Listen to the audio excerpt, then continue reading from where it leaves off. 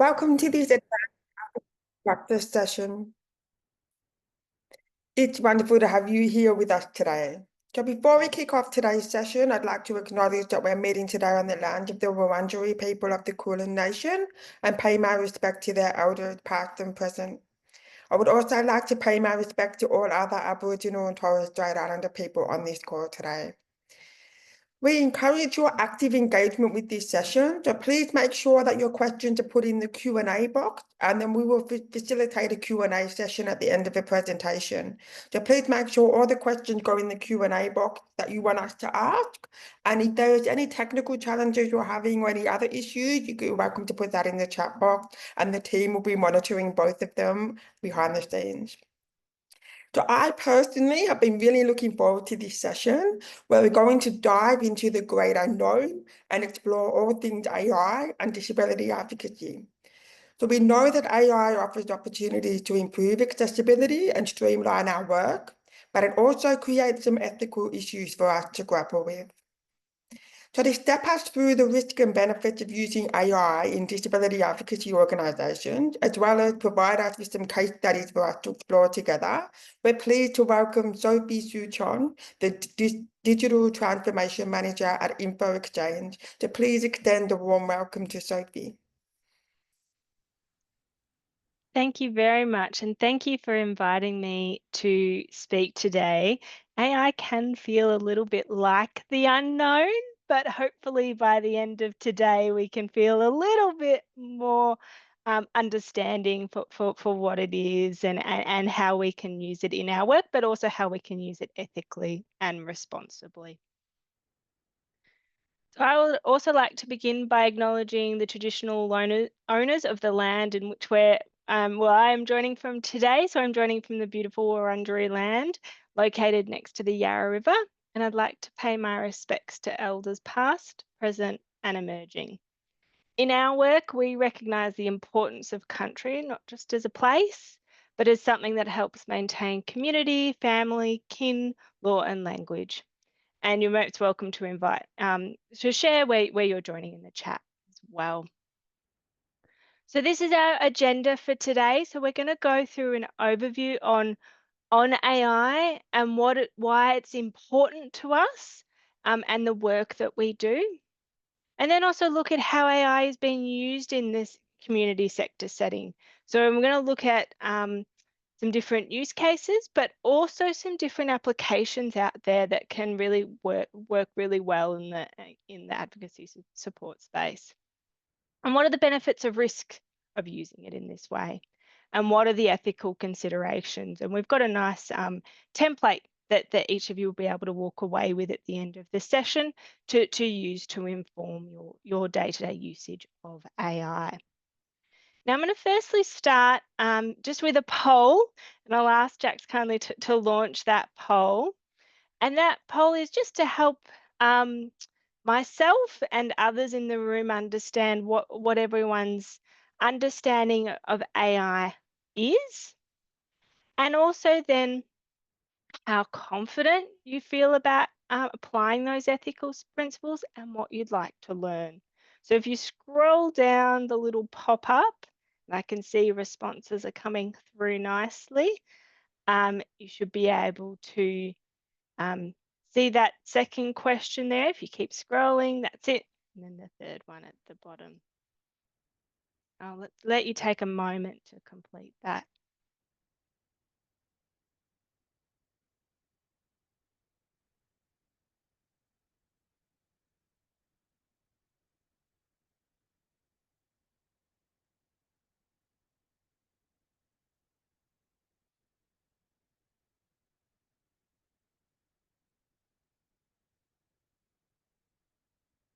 Fantastic.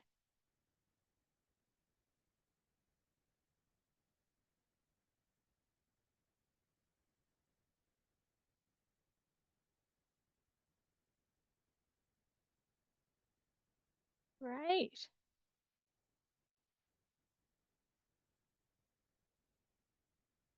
We're getting some interesting results there.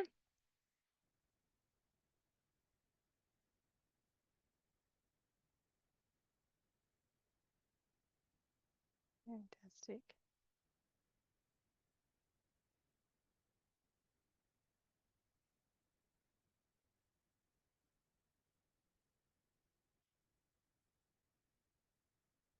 And so we might end the poll there. I'm aware that some may have jumped the gun a little bit and went ahead and suppressed submit, which means that you were excited for us to talk about AI, which makes me happy. That's the main bit. And it's really interesting to see the broad range of those in the room that have an understanding of AI in your role, and completely understand that for those that put one, I have sat in that position and gone, gosh, how am I going to bring this into my work? What does this mean? And then those that are, sitting right at that 8 there going, yeah, I understand how to use it. So hopefully for those in the room that are at the higher end, you may walk out with a new tool to use, or reconfirm your understanding, or also share your understanding in the chat as well. And for those at the beginning, hopefully we can help to draw some new insights, or take a little bit step forward in your AI journey. And confidence is really varied as well. We've got, it's pretty split across not confident, slightly confident, and confident. And really recognizing those that are not confident. I really don't like where AI may be taking us, and all I will say is that I completely agree, and we need to think about how we use AI responsibly. So that's great. Thank you very much. We can close the poll there. So then, starting at a really big perspective, what is AI? And we've got a definition there. And for those, this may be new. For those, you may have already seen, a webinar or a conversation about what AI is. But it is, artificial intelligence is technology that can perceive, learn, reason, and assist with decisions and tasks. Essentially, it's a computer system that can perform tasks that typically require human intelligence.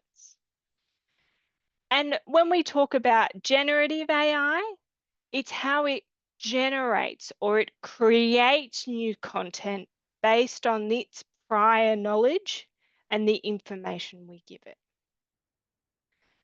But as with all the case with technology, it has its strengths and it has its weaknesses.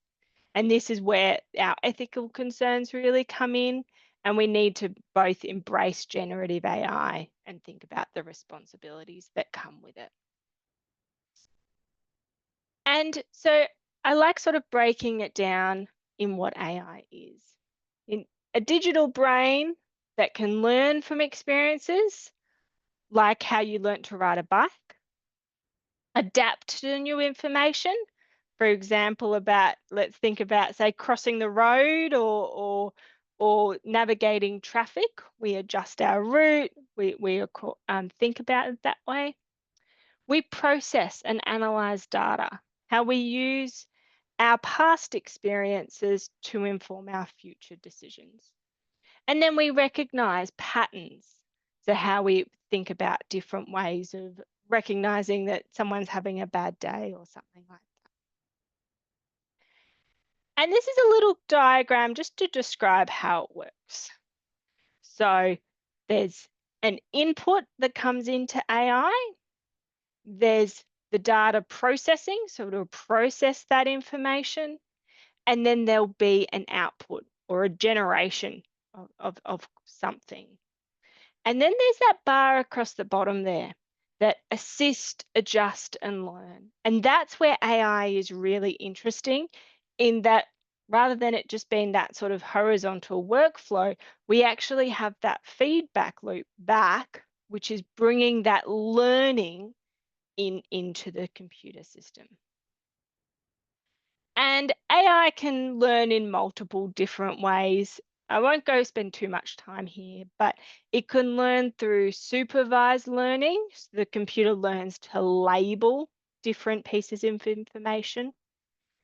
Unsupervised, where it doesn't label, but data might be clustered in information. And then something you might have heard before of reinforced learning, where the machine learns to follow instructions and is given rewards and punishment when it's incorrect, etc. And so that's that reinforcement learning. And so there's those different types of learning that AI uses across that sort of bottom bar. But that's really at the core principle, this is how AI works. Now, what we've seen is that as we've started to build AI, there's been different types of AI come to light. And the first one that we've probably been most accessible to is generative, or what we call conversational AI. These are generally free or paid and browser-based generative AI tools that will produce content. So your chat GPTs, your Gemini, your Copilot, they sit in this generative AI space. And we'll spend most of our time talking about generative AI in this conversation, but I will show you where it starts to get more risky and more complex in AI usage. And that's where we start to see AI integrating into systems and applications. And you might see that in different case management systems you might use, for example, or you might see it in a platform you use quite regularly, and you might say, oh, look, we've got a flashy AI edition, and that's what that looks like. You can use AI for your data and analytics, and this is where you might have heard the term machine learning, but as you're noticing, we're getting really down into the more risky and the complex. And then finally, when you're building custom AI solutions. So, and that's, you know, working with developers to build AI. And this is where today we'll spend most of our time in that generative and AI space. But if you are exploring some of these more complex applications, more than happy to have a conversation and hear what you're doing, but also talk about the ethics usage in that space as well. Now, when we come to the generative or conversational AI, there's two types. There's where it's an external AI tool, where it only calls on external data. An example of that is ChatGPT, which is calling on external data from the internet and their databases of information. It is not taking from any of your personal information. The only information it's taking is the internet and what you provide to it. The second one is internal AI tools. So this is where they have access to both your internal information and your external information. So we see this with Gemini and Copilot, where it will, if you've got a paid license, it will integrate into your information system. And that's where it will access both, and that's where security is really important. So just flagging that there is different, whether it's where it's getting its data from, can change how it works. Great. So then, what are the benefits and what are the risks? And then there is a long list in this space, and I've listed some here and weighted them on either side of the table just to be able to see them on the same page and go, there is equally really exciting opportunities for us, but we also need to think about the risks that are there. So thinking of the benefits, we have a cost efficiency where we're going to save time by having to reduce our repetitive tasks and be able to call on AI to help us with some of those where we might spend time thinking about how to write that email. We can call on AI to help us with that. We've also got some really interesting accessibility tools coming out, and we'll talk about more of them in a minute, but where we're getting translation and speech to text opportunities, which technology has had limited capability in the past. Improved outreach. So we've now got new opportunities where organizations have chatbots where we can rather than talking to a person, we can also talk to a chatbot to get some sort of that key information. Now there's pros and cons with that chatbot, but it's giving a accessible way to reach information that you may not have had or want to reach in that way. Impact measurement, in that AI can help us with our reporting and understanding our data, and scalability. So we can reach larger amounts of information and support our outreach that way. Now, equally, you've got your different risks and biases as well. So, and we'll go into this more further down, but AI models will reinforce what it has learned, which means that it will, and you might have heard this before, in that it will reinforce if it knows a bias of information or factually incorrect information, it will just repeat that until it is told that that is incorrect. So it can give biased information or incorrect information in its responses. We also have data and privacy concerns. So thinking about what information the platform has and also what we contribute to the platform as well. So if we're using free tools, we may be giving AI information or even personal information that we don't want to share with that. So we need to think about what information it has access to and what information we're giving AI. The dependency on data available. So what it has access to, we need to make sure that it's reliable. And this is where we start to go into where AI's quite clear limitation in that it lacks empathy and judgment.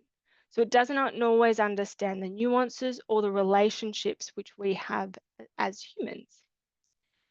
And the dependency on technology. So are we reducing that human touch, which is pivotal to the work that we do, and the cybersecurity risks that come with the access to data. Now, there's quite a few on there, and some of these may ring true to you more than others. One that I was looking at this going that was quite clearly missing in my brain was environmental. So the environmental impact that AI has, and we need to factor into our usage there. But I'm sure there's others as well, and you're most welcome to pop them in the chat that we can continue to talk about. So hearing the benefits, the risks, I did slightly intentionally put more risks than benefits on the screen. The question I might be asking is why? Why are we talking about this, and why is it important to me and my work that we do? And I want to take a second and ask you maybe to do a little bit of homework or a little bit of pondering in the next week. And think about what are some of the most time-consuming tasks that you do in a week. So don't worry about AI for 2 seconds. I just want you to sit down and just have a think. What are some of those time-consuming tasks that you do?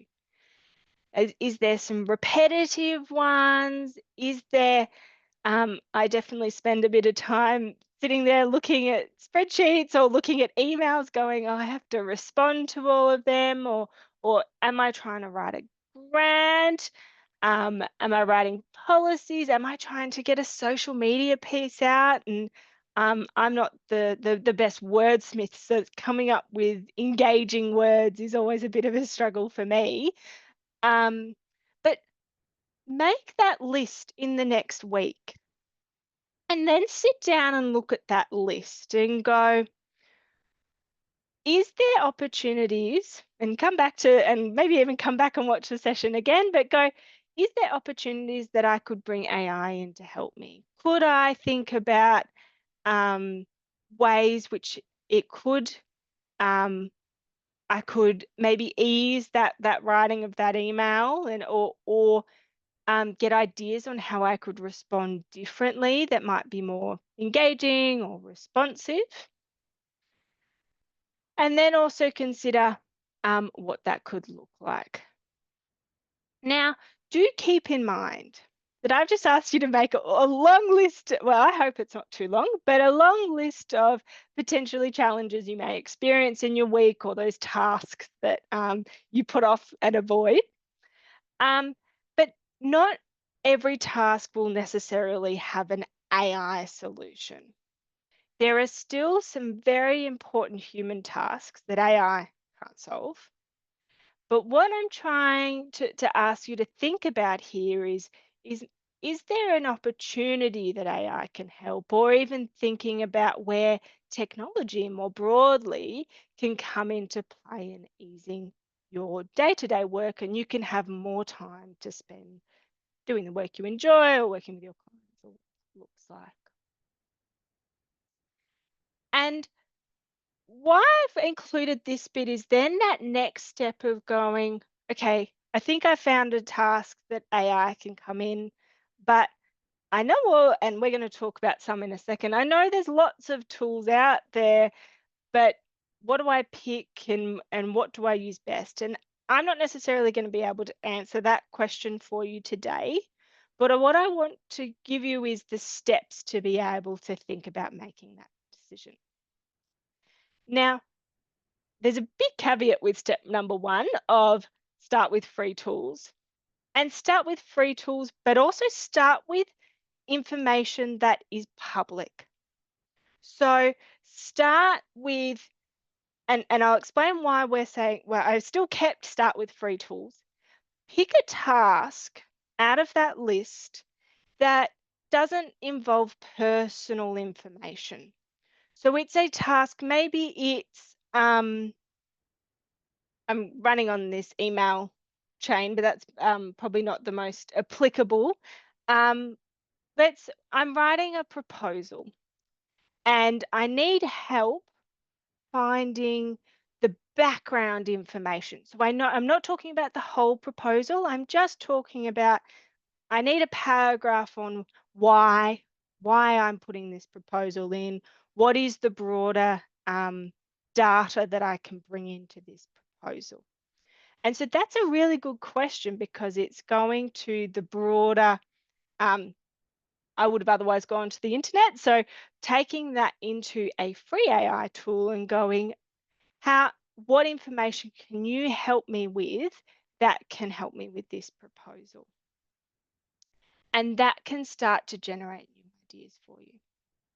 Now, why we've said start with free tools um, is that unless everyone has a lovely budget that you can purchase AI tools, I completely understand that they cost another amount of money that you need to find. And we need to prove the value of AI, and we also need to try the different tools because they do engage differently with us. And so that's where trying with the free tools, try with multiple of them with that simple question and see which one you like. See which one you respond with, see which one gives the answer you're looking for. Then, with that information, consider your needs. Consider what you want to continue using the tool for. So it might be going, I'm just going to go with the top three. I've taken my proposal example of finding background information and I have put it in Copilot, Gemini, and ChatGPT. So I've tried them all, and my preference, um, there's there's no particular. I pick option B, so I'm not telling you which one.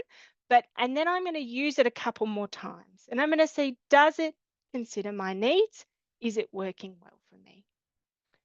And then with that, I'm going to think about my risks, and we're going to use a tool in a moment that's going to help consider your risks and consider how you can apply, continue using AI in your work. Great. So that's the 3-step sort of as you're working through your task next week. And you're most welcome to reach out. I'm really curious how you go. And I hope this helps you identify where AI can come in and also make those steps into thinking about where you can securely bring AI in. Now, I have mentioned a couple of different tools.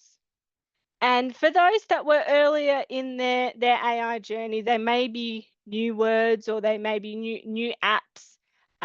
So I'm going to show you a couple. I'm also going to show you a couple that are further down the AI journey, but they're working in the disability advocacy space that I think might be interesting to see. And the other piece is that you may know others too. So please also put them in the chat as we're showing AI solutions for others to have a look at. Now, you might also go, I've tried this and it was horrible. That's actually helpful for us too. So you're most welcome to put that in the chat as well. Now, the first one is probably what kickstarted in many ways the generative AI conversation, but that's really your chat GPT. And this is built in your browser. So it calls from the internet and their database. So it's an external AI tool that you can ask different questions. And you can see across the left side here, you can also see the different, I've kept my prior conversations there. So I can go back to a conversation and ask more questions. But then you can type in here, you can also dictate, or you can use voice mode as well. So there's some really great variety there. Similarly, Copilot can be browser. You can also have it on your computer as well if you have a Microsoft device. So I'm just going to drag that on the screen there. You can see mine is there as well. Now, for those that are working in an organization that are considering paid licenses, you will have an option up here that you can flick between. So I have a paid license in this case. If you have a free license, it will just show the web. But with my paid license, I can actually go to work and you can see it's pulling a range of different work items that I can call on. So it's an internal facing tool. Now, the third general one that I want to show is Notebook LM.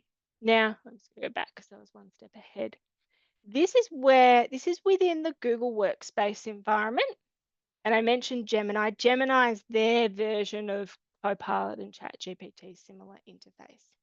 I wanted to show Notebook LM because Notebook LM is really helpful in that you may have a lot of resources there and you're going, I might have a policy, 5 different documents. You can see here, I've got a YouTube. I think that's a slide pack. I might have a range of different training content. And I want to question it. I want to talk to someone about that information. So Notebook LM creates an exclusive site where you can just research on that information. So I can start typing different questions. I can also create things. So this is where you can create podcasts. They've also got flashcards that you can create different things from the information. So Notebook LM I really see as a great research tool. It's also a really great, we use it for our training at Infoxchange. So we have all of our training listed and then we'll ask questions and formulate from there. So they're in many ways the general platforms. Now I'm going to show some other ones. So Goblin Tools is designed to increase accessibility and calling on generative AI tools to break things down in different ways. And they've got a range of different tools here across the top. So this creates to-do lists. And what I quite liked about this is I typed Apple in when I was testing with it.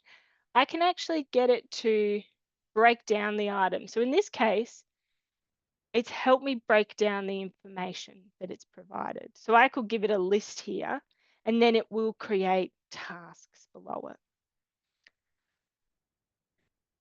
Can also help you rephrase different pieces of information. So if you're working with someone that's that struggles to articulate their thoughts or something like that, this can be really helpful to change what people are saying.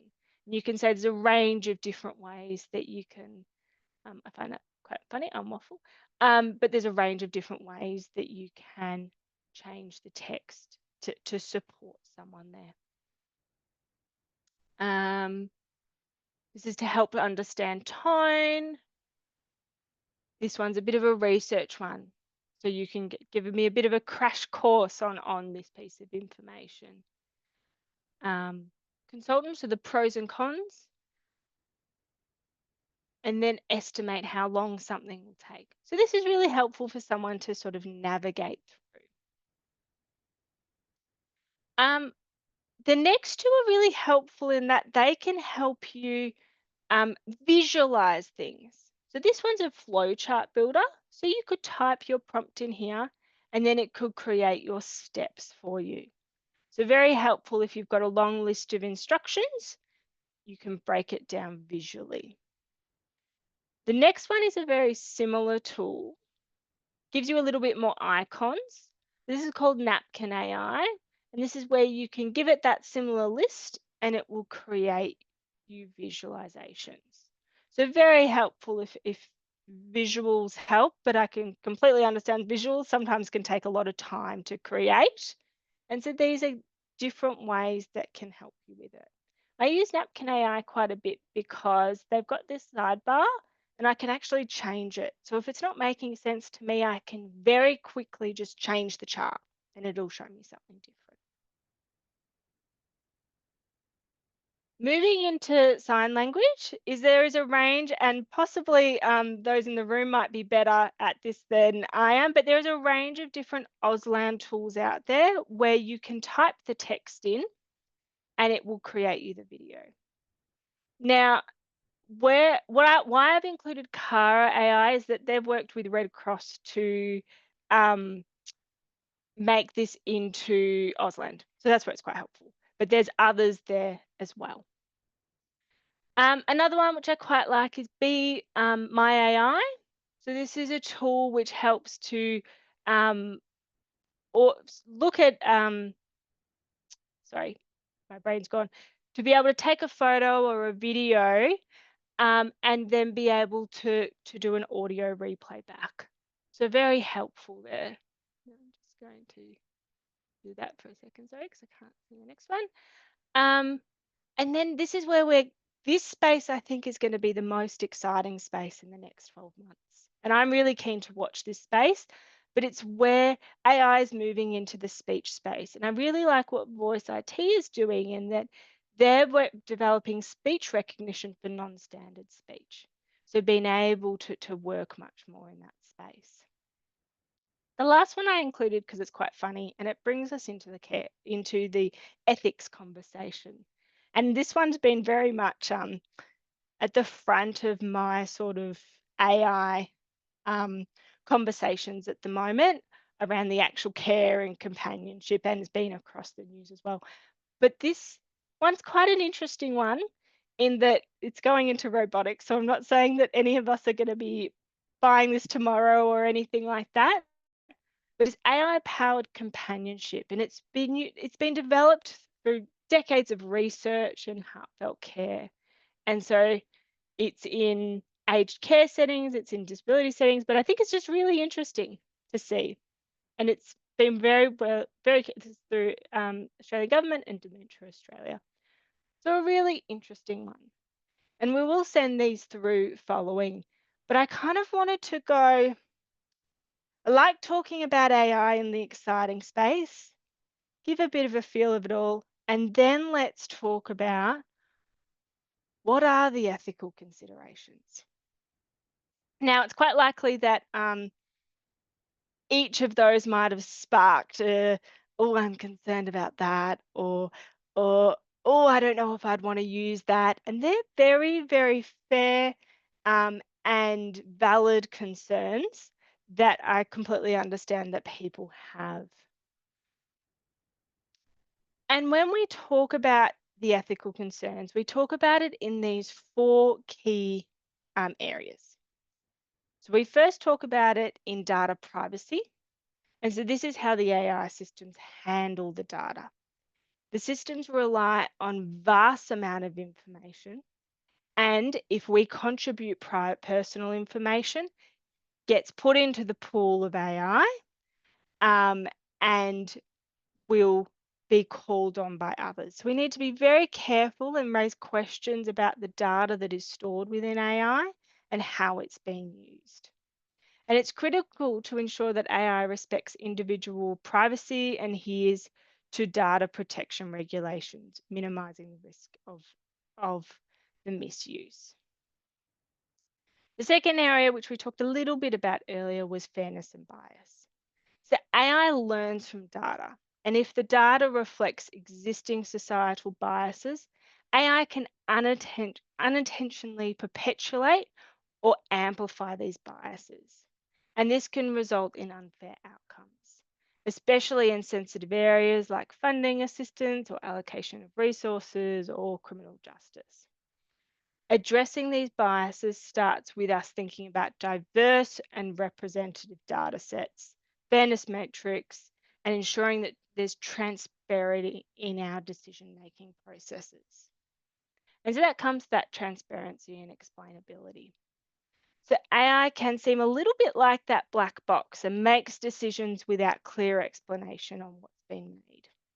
But this is where and this is where the lack of transparency or can erode trust and accountability. We need to strive for explainable AI where the reasoning is clear and that we, not just AI can and the tech companies can work on transparency, but also ourselves in that when we use AI, we understand where those information is falling from and we question back the model to do just that. And then human control and oversight. So AI can automate and assist in decision making, but it is essential that it maintains human control. And because AI can't replace that entirely, we must intervene and review the decisions and ensure the system is used ethically and responsibly. One critical reason for maintaining that human oversight is the potential for AI to hallucinate. And you might have heard this terminology used before, but it's where the AI systems will say something that's factually incorrect, misleading, or doesn't make sense. And these hallucinations can arise and continue to arise even in the most advanced systems. And if they go unchecked, they can cause some serious problems. So we need to monitor the AI outputs and ensure that it's accurate and we make our decisions on reliable and ethical information. So hearing those concerns, there is a role that we can play in our AI usage. And this is where the caring about AI framework comes into play. So this is where, as an individual, you can use these 4 steps to think about, okay, I want to use AI in this setting. Let's think about the consequences, the accountability, the responsibility, and the explainability. And this will help make decisions and support in your usage. And so then I'm just going to go a next level deeper. So consequences is looking at what are the positive impacts that AI can help with, and equally, what are the negative impacts? And so we actively think about, okay, there's going to be positive outcomes for me, but also, am I putting data in that might be private or risky information we don't want to share? Am I going to get a result that might have bias or hallucinate as a result? What are my consequences? And we need to think not just about those immediate consequences, but also those long-term impacts. So accountability. Who takes ownership if something goes wrong? AI can become a little bit murky in this way. So, is it ourselves that hold responsible, or is it the developer, or is it the organization? And that's where safeguards are in place to ensure those clear accountabilities. And so your organization might have spoken about an AI policy before, or if they haven't yet, they need to come talk to us. But this is where your AI policy can help guide who is accountable and what we need to take into place. The third piece is responsibility. So this involves ensuring our AI systems respect the human rights, such as privacy and fairness, and operate with transparency. So, on an organization level, it's what's our duty of care, but also as an individual, what do I need to consider in my use as well? And then finally, explainability. So, making sure that the AI decisions are understandable and justifiable. So, it might be going or asking back to AI, why have you made that decision? How have you made that decision? And what data have you used to draw that outcome? These questions can be really helpful to make your decision about whether the response is explainable, and then also that accountability and that responsibility comes into play as well. Now, I'm a little bit cautious of time, and I can see there's lots of questions in the chat. There is an example following this slide, but I'd also recommend taking the chance to sit with this framework. And as you start to do your homework we talked about earlier, sit and think about that as you're coming up with your examples. So you might be thinking, going, I could use AI in this space. Let me think about my consequences. Let me think about my accountability. Let me think about my responsibility and the explainability.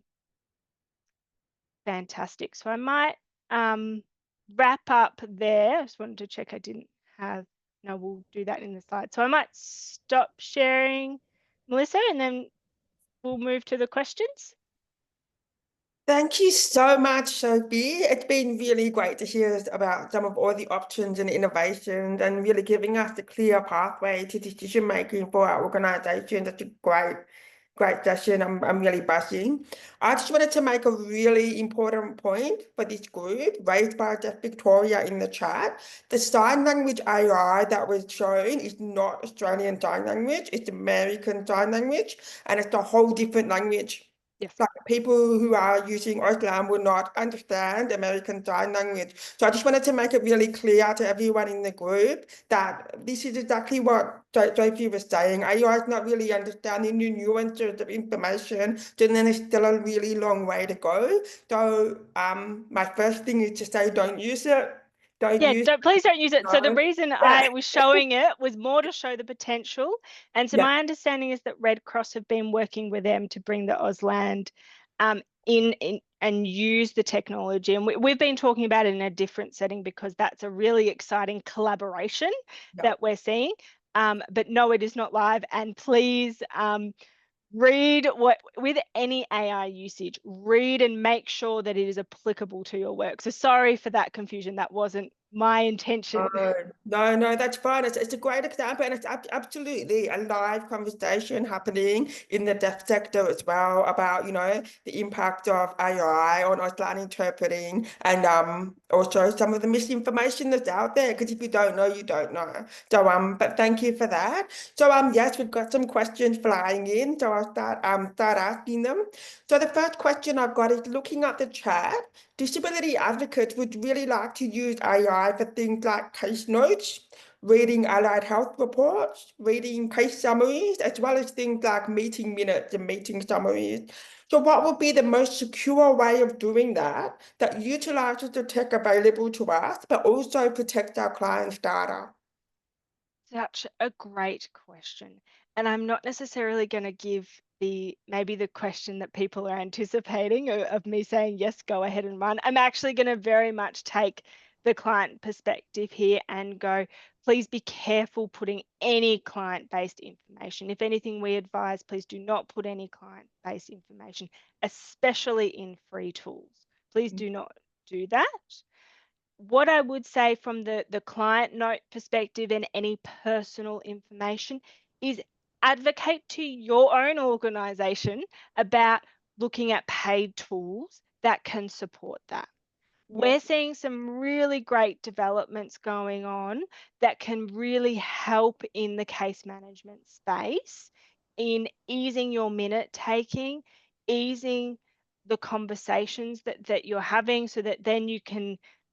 We had a webinar yesterday where we were talking about it in the health space and how some of the transcription tools are enabling doctors and nurses to have a more engaging conversation with their patients and then as a result ease their meeting notes. So we're Mm. seeing some really great advancements there. But I think the key piece that I want to take away is that please do not be putting personal information in these tools because of the risk that it can open into the broader database, but rather talk to your organizations about what I can use, I want to use, and what can we do together.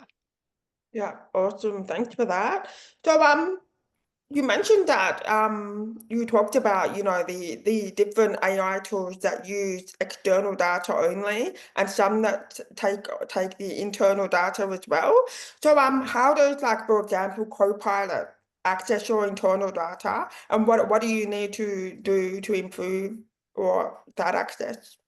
Absolutely. So Copilot will, that opportunity will turn on when your organization turns that function on. Okay. So, and they will require paid licenses with those staff that have access to it.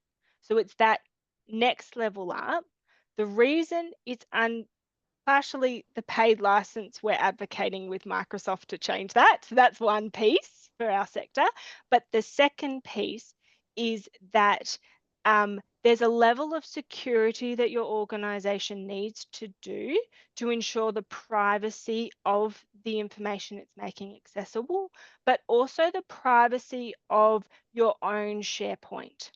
So things like making sure that not everyone can access salary ranges or anything like that, you've got to make sure that your SharePoint is set up correctly such that people only have permission to the information that they should have access to. Mm. So that's why it's under that paid license. But once you turn that on, you can, exactly as I showed, you can flick across and then you can call on the information that's within your SharePoint and your OneDrive. Mm. Similarly, if you're in the Google Workspace space, this is where Notebook LM can be really helpful and why I wanted to show that as well.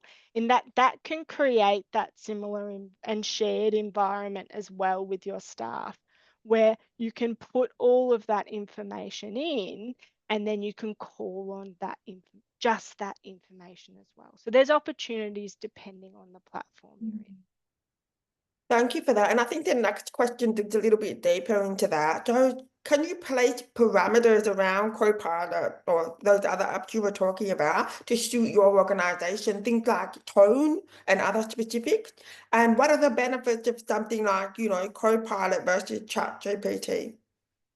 Absolutely. So to answer the first question, you definitely can. Now, it comes to, do you want different tones? And there may be an organizational tone that you want across everyone, but we may have quite a different tone on our Instagram and our Facebook as opposed to our LinkedIn, for example. And that's where in the Copilot world, this is where you create agents for the different pieces. And then you can have an agent that has just that tone and calls on just that information. And you can have a different agent that calls on different information and a different tone. And more than happy if you're starting to explore that space to reach out to us and we can talk about that more in depth and ensuring that it's built for you. To answer the second part of your question, the difference with ChatGPT and Copilot, there's two key differences. Firstly, they are trained differently, so they respond to information differently. So this is where it's really valuable to, and when I was talking about trying the free tools, to try the free tools and see which responses you prefer. One might respond differently to the other, and you lean towards that. So that's the first piece that it difference. The second one is more around how it sits in your environment. So in your organizational technology. Copilot can live within your Microsoft 365 environment. So if your organization works within the Microsoft environment, that is an advantage that it has. Whereas ChatGPT just lives in the browser. That's the extent of its functionality. Interesting. Thank you. So the next one is around policies. So what can organizations do to make sure their internal policies are reflective of the ethical use of AI? And how can we ensure compliance with that? Absolutely. And so this is where we have a template that we worked with PwC on that's for non-for-profits in that there to create an ethical AI policy. So if you've got one or you're looking to create one, that template there can be very helpful. And really, at that early stages of AI adoption, the key piece of your policy is around those ethical and putting those ethical standards in for your organization on what you can use AI for and what they don't want you to use AI for. And then this is probably where it's most pivotal is actually putting that policy in place and that it that staff understand how to use it. So spending the time to train staff, and I actually am really liking the approach we're seeing from other organizations where sitting down team by team and talking about the policy, talking about people's concerns, because that's the other thing as well is the policy can help actually bring some comfort to some people and going, okay, this is where I can use AI, and I know the organization is actively thinking about the risks that come into play.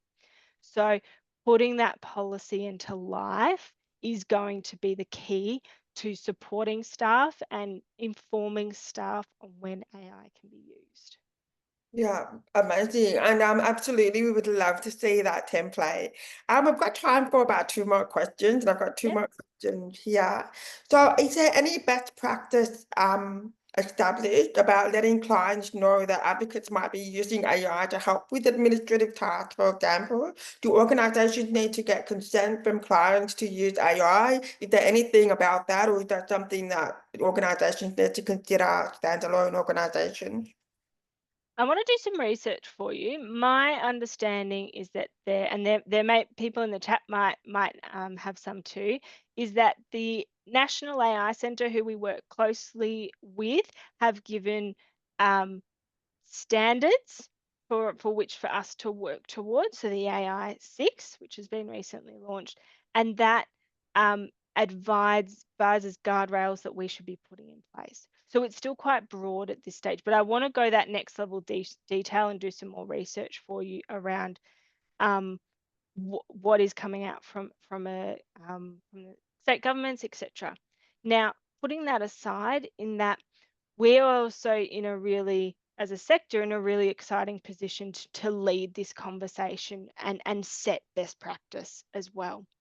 So we recommend that you do use the terminology is white label, but it's explain to those people you're engaging with that you are using AI in this setting and this is how we've used it. And that might mean on a social media post, just saying this AI supported the creation of this of the text or of the image. Um, if you're using it from a transcript perspective, before you start the session, going, is it okay that I use this for and will be used with AI? Those types of conversations. So that in many ways as a sector, we set the standard on how we should be using AI in that way. Yeah, great. Amazing. Thank you for that. The last question before we close up the session is how important is it to consider privacy concerns and security violations, especially for small organizations who may not have IT trained staff or IT team to manage those cybersecurity and privacy risks? And I love this question because if I can slip cybersecurity into every conversation, I'm doing my job well. So thank you for that question. Um, there are steps that you can definitely put in place. And so I'll send in with the policy, I'll also send a nice article that we have of those kind of core 6 steps we recommend all organizations prioritize from the cybersecurity front. It is an important priority that we need to each put in place, even no matter our size. Um, it's got to what the key bit is sitting with staff and making sure they understand. So we have free phishing training for staff. Similarly, making sure that they understand what a phishing risk may be and when an email comes through, when it's suspicious and what to do. We consider that equally to understanding the AI considerations because that all comes into play in that training space. So in many ways, we'll send you through the list, but where it can be prioritized within reason, we strongly advise as you consider progress in both your cybersecurity and your AI journey. Right, thank you so much, Sophie. So there's been a whole bunch of questions about whether people can access the slides after this, but I just want to let everybody know that the recording and the slides will be available to you after this session. And also, Sophie will send through the template policy that she was talking through. I just wonder if there's anywhere else we can go to find any other AI resources and key points about that. Absolutely. So we have our AI non-for-profit learning community where you can join and you can speak with other staff and volunteers who are building their AI skills. And so within there, you can create your own personalized learning journey and build your AI skills relevant to our sector and to your roles. And so I'll send that through following. Beautiful, thank you. So once Sophie has sent all that through, I will pass it on to everybody on the call today. I'm so grateful to you, Sophie. This has been amazing. I've got so many things I want to look up and learn and find out more information about. It's been great. So it's time for us all, to step into the unknown and step out of our comfort zones and embrace AI, but with caution and with learning behind us. So thank you very much for attending today, Sophie. It was really, really helpful. Thank you to the Auslan interpreters and thank you all for attending and for your great questions. Thank you, everybody. Have a great afternoon. Bye-bye.